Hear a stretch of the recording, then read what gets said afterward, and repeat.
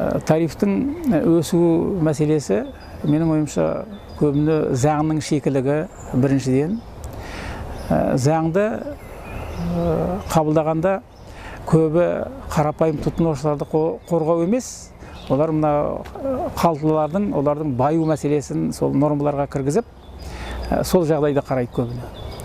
Сондықтан мысалы мен өзім Керекуден болғандықтан, Керекуде ең жақсы ТЭЦ-тар болсын, олардың бәрін шетелдің азаматтарына, машкеевичтарға, тағы басқаларға беріп қойды.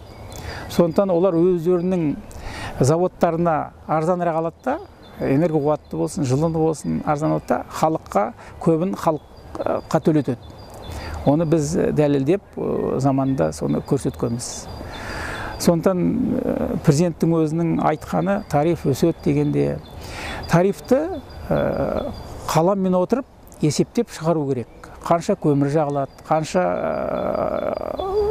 жалақы төлейді, қанша басқа да мәселелерге техника алады, соның бәрін есептеп, ол ашық болу керек.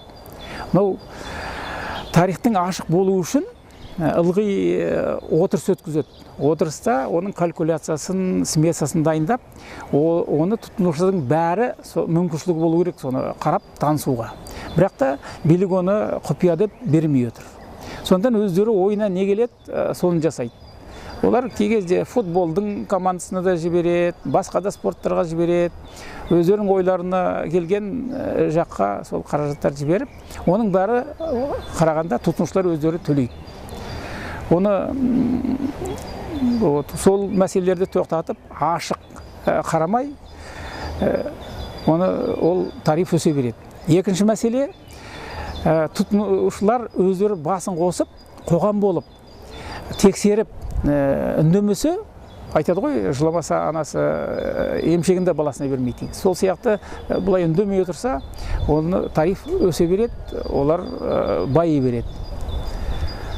Тарифінен сол, мынау көмірдің бағалары, мысалы, көмір қанша кетеді? Егер мына дүние жүзінде біз енді Қазақстан үлкен ел ғой, көлемі, жер көлемі үлкен. Сондықтан бізде транспортировка энерго қуатты, мысалы, екібастұздың станцияларынан басқа жерге жіберу өте алыс. Сондықтан оның өзін бақылау керек. Кей кезде оны біз қоғамда оған даяр емес. Тұтынушылар заңын үкімет дұрыс өткізбейді. Депутаттар ылғи оларды қолдап, олар қарапайым халықты қолдамайды, сол ТЭЦ-терді, сондай кәсіпорындарды алғандар соларды ғана қолдап отыр. Осы мәселені көтеріп, халықтың көзін аша беру керек. Мысалы, Алматыда Трактабел деген өзіңіз білесіз, энерго қуаттардың бәрін сонда беріп қойды. Бельгийский бір кәсіпкерлерге. Сондықтан қанша байып, артынан бюджеттен оны төледі. Солай емес пе? Оның төлемнің бәрі кімнің қалтасынан шықты? Ол қарапайым халықтың қалтасынан шықты, ол төлемдердің бәрі.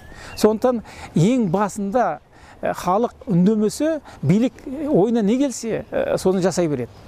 Сондықтан біздің ең бірінші мәселе осы көтеріп, халықтың басын қосып, бір қоғам құрып, қоғам үндемей отырмай, ТЭЦ-тің болсын, басқа кәсіпорындардың бәрінің тарифтарын ашып, соны көріп, соны тазалауға халық кіріспесе, ол мәселе орнынан жылжымайды.